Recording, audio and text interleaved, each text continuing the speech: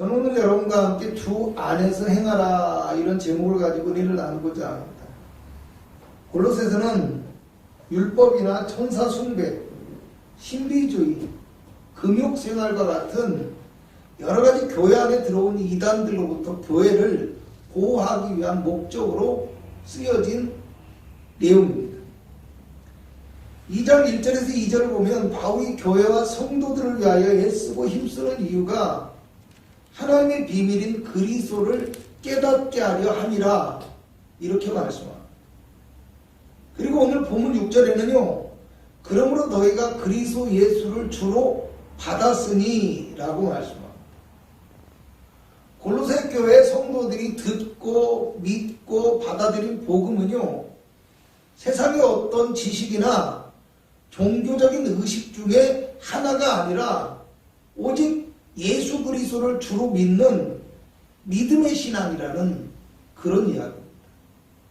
그래서 바울은 11절에는 너희가 그리스도 안에서 손으로 하지 아니한 할례를 받았다라고 말합니다. 구원이라는 것이 어떤 사람의 행위나 제사의식 이런 걸 통해서 되어질 수 있는 것이 결코 아니라는 말입니다. 그리고 또 12절에는 너희가 세례로 그리스도와 함께 장사되고 또 죽은 자들 가운데서 그를 일으키신 하나님의 역사를 믿음으로 말미암아 그 안에서 함께 일으키심을 받았느니라 이렇게 말씀합니다. 그러니까 그리스도의 십자가와 부활을 믿음으로 우리가 구원받고 영생 얻은 하나님의 자녀가 되었다 이런 말이에요. 바울은 오늘 6절의 끝부분에 그 안에서 행하되 라고 얘기를 합니다. 그리스도 안에서 행하라는 말이에요. 그리스도와 함께하고 그리스도와 연합해야 된다 이런 말이고요. 그리스도에게 속한 삶을 살아가고 너희가 그리스도의 사람으로서의 삶을 살아가야 된다 이런 뜻이에요. 많은 사람들이 그리스도인의 삶과 예배를 분리해서 생각합니다. 또 교회 안에서의 예배나 봉사에 한해서 그리스도인의 삶이라든가 예배로 이야기하려고 합니다. 그런데 오늘 성경에 행하라는 말은요. 일상적인 삶의 영역에서의 생활 그 자체를 이야기합니다. 그리스도인의 삶 자체가 예배가 되어져야 돼요. 그리고 그리스도인의 삶 자체가 그리스도를 나타내고 그리스도를 전하는 삶의 예배가 될 수 있어야 한다라는 말이에요. 결국 우리 믿음의 사람들이 세상에 흔들리지 않고 또 이단이나 헛된 사상에 빠져서 믿음이 변질되지 않고 온전한 믿음의 열매를 맺기 위해서는 오늘 믿음의 사람들이 그리스도와 연합하고 그리스도만을 따르고 그리스도 안에서의 삶을 살아감으로 이루어질 수 있다는 거예요. 그러므로 오늘 우리가 주 안에서 행하는 삶을 살아가는다는 것이 어떤 것인지를 본문의 말씀을 통해서 알아볼까 합니다. 오늘 성경은요 7절에 그 안에서 뿌리를 박으며 세움을 받아 라고 말씀합니다. 뿌리를 박는다라는 말은요 식물이 뿌리 내리는 것을 비유한 말들입니다. 신앙이 깊어지고 자라나며 믿음의 열매를 맺기 위해서 무엇이 필요해요? 뿌리 내림이 먼저라는 겁니다. 뿌리 내림이 먼저. 오늘 성경 8절에는요 누가 철학과 헛된 속임수로 너희를 사로잡을까 주의하라. 이것은 사람의 전통과 세상의 초등학문을 따르며 그리스도를 따름이 아니니라. 이렇게 말씀하십니다. 신앙과 마음의 뿌리가 어디에 있느냐는 거예요. 우리 마음과 우리의 신앙의 뿌리가 세상에 있는지 아니면 그리스도에게 있는지를 우리 스스로가 생각하고 점검해 볼 수 있어야 한다라는 거예요. 또요, 여러분 식물이 뿌리를 땅에 온전히 내리지 못하면요, 쉽게 자라나지 못합니다. 그래서 아무리 좋은 식물도 그 자리를 벗어나면 힘이 들어요. 힘이 들어. 그 자리를 벗어나면 힘이 들 수밖에 없어요. 그리고 그 자리를 벗어나면 뿌리를 내리지 못해서 무너지기도 하는 경우도 있어요. 오늘 뿌리를 박는다라는 말은요, 어떤 얘기냐면 그리스도 안에서 뿌리를 박는다 이 말은 뭐냐면요, 완전히 내려서 자리를 잡은 상태, 뿌리가 내려서 그걸 얘기하거든요.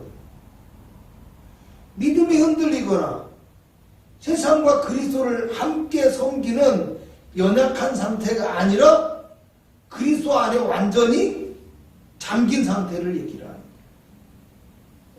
그러니까 오직 그리스도만이 나의 주님이십니다. 주님이십니다. 내가 따르고 내가 의지할 분은 예수 그리스도뿐이십니다. 나의 믿음의 대상은 예수입니다. 이런 믿음의 고백이 삶의 모든 부분에서 실천되고 있다라는 거예요. 여러분, 앞에서 뿌리를 내리는 것이 어렵다고 얘기를 했잖아요. 그러면 믿음을 갖는 것도 어렵다고 이야기할 수 있겠죠. 그런데 그리스도와 연합하고 그리스도 안에서 뿌리를 내리는 것은요, 우리가 믿음을 고백할 때 단번에 이루어지는 성령의 역사입니다. 할렐루야. 그래서 그 안에서 뿌리를 박으며라고 얘기한 것은요, 내가 그리스도 안에 가면 그냥 그리스도 안에 속하게 되어지는 거예요. 3절에는요, 그리스도 안에서 지혜와 지식의 모든 보화가 그리스도 안에 감춰져 있다라고 얘기해요. 9절에서 10절에는요, 그리스도 안에는 신성의 모든 충만이 있고 너희도 그리스도 안에서 충만하였다라고 얘기를 합니다. 이제까지 한 말을 풀어서 설명하면요, 내가 그리스도를 믿음으로 고백하는 순간에 그 순간에 그리스도와 연합한 사람이 되어집니다. 또 그와 동시에 그리스도의 능력이 내 안에 거하게 되어진다라는 거예요. 오늘 본문에 세움을 받는다라는 말은요, 건물이 세워져 가는 것을 뜻합니다. 에베소 2장 22절에는 너희도 성령 안에서 하나님이 거하실 처소가 되기 위하여 예수 안에서 함께 지어져 가느니라 말씀입니다.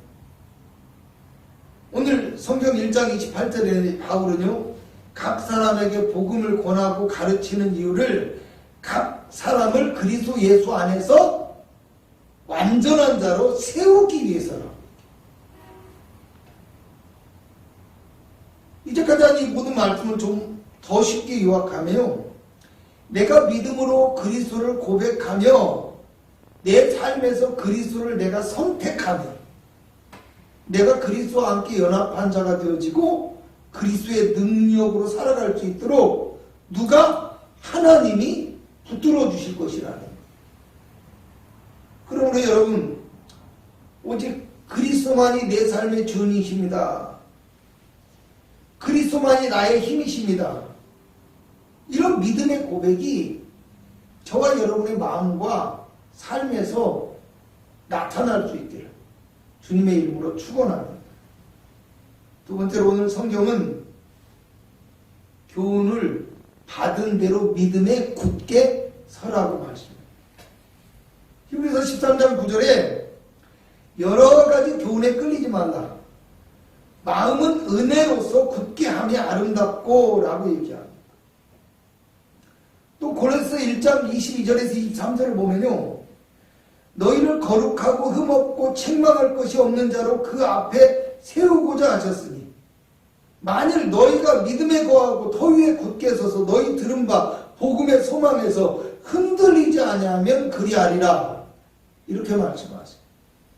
식물이 뿌리를 통해서 약물을 공급받아 자라난 것 같이, 그죠? 뿌리를 통해서 약물을 공급받아 자라난 것 같이 믿음의 사람들에게는 그리스도의 말씀이 양식이 되어지고 믿음에 굳게 서서 흔들리지 않는 방법이 뭐예요? 그리스도의 말씀을 붙드는 거예요.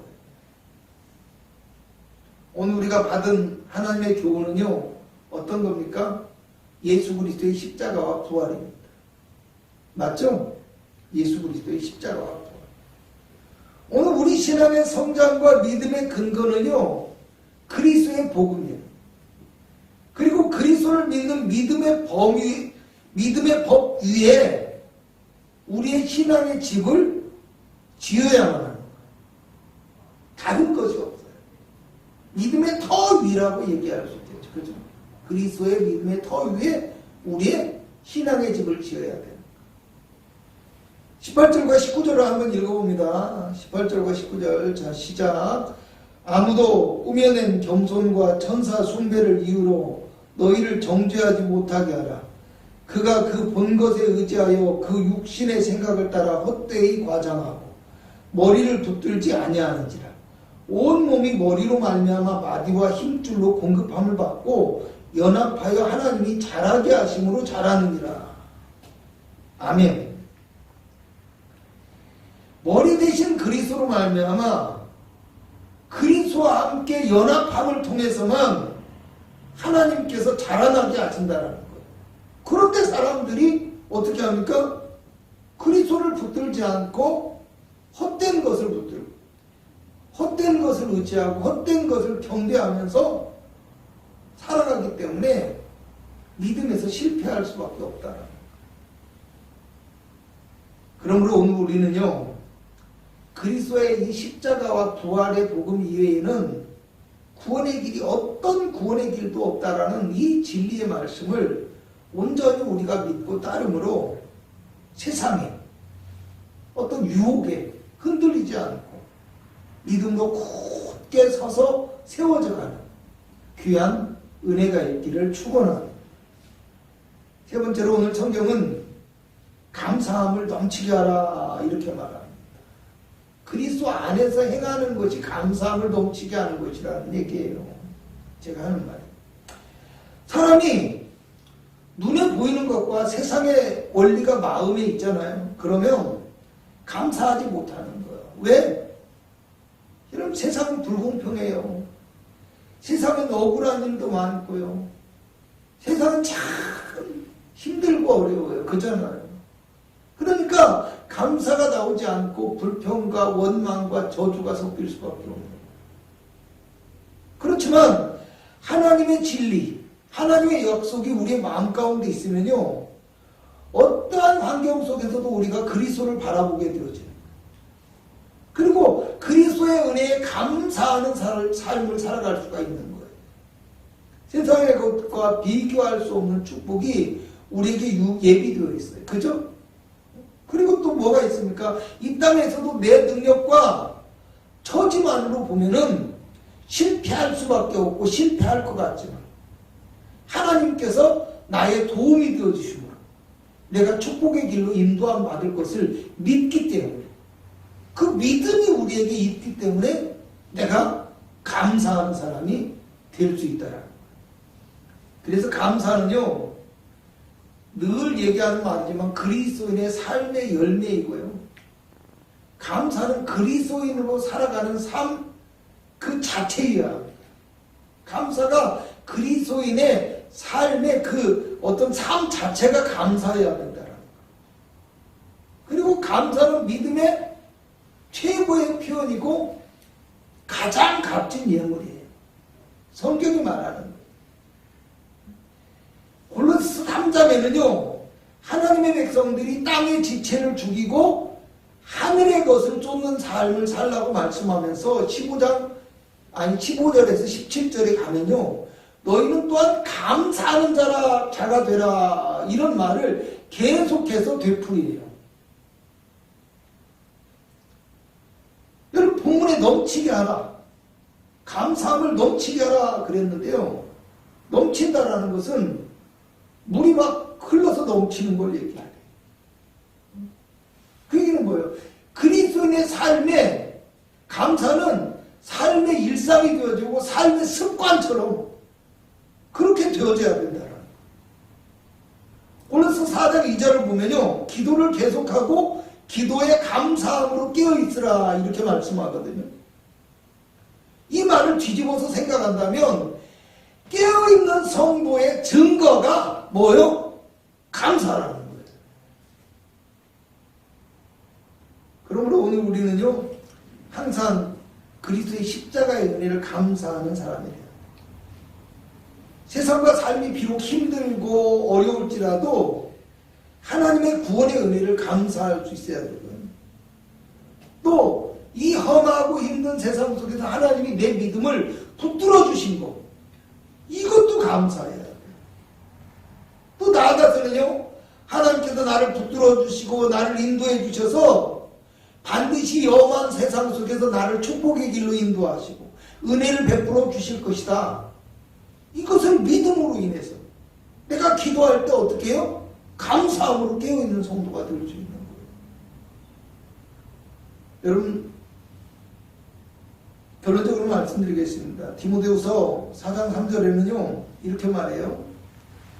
때가 이르리니 사람이 바른 교훈을 받지 아니하며 귀가 가려워서 자기의 사욕을 따를 스승을 많이 두고 또 그 귀를 진리에서 돌이켜 허탄한 이야기를 따르리라. 이렇게 말했습니다. 인생의 모습이 그렇다는 거예요. 그래서 인생은 늘 마음이 흔들리고 세상의 소리에 넘어질 수밖에 없고 욕망을 따라 살아가고 진리의 길을 부인할 수밖에 없지만 주님은 오늘 또 우리를 어떻게 해요? 성령으로 이끌어 주시고 인도해 주시다. 그래서 우리를 붙들어 주셔서 우리가 세상을 따라가지 않고 믿음의 길을 가도록 인도해 주신다는 거죠.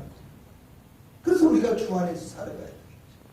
그러므로 오늘 우리도요, 믿음의 온전한 고백을 드리시기 바랍니다. 무엇보다도 그리스도 안에 뿌리를 내리고 그리스도 안에 믿음에 굳게 서서 그리스도로 말미암아 늘 감사하는 믿음의 사람이 되어지므로 우리가 하나님 앞에 온전하게 자라나며 세움으로 그리스도 안에서 행하는 귀한 믿음의 권속들이 될 수 있기를 주님의 이름으로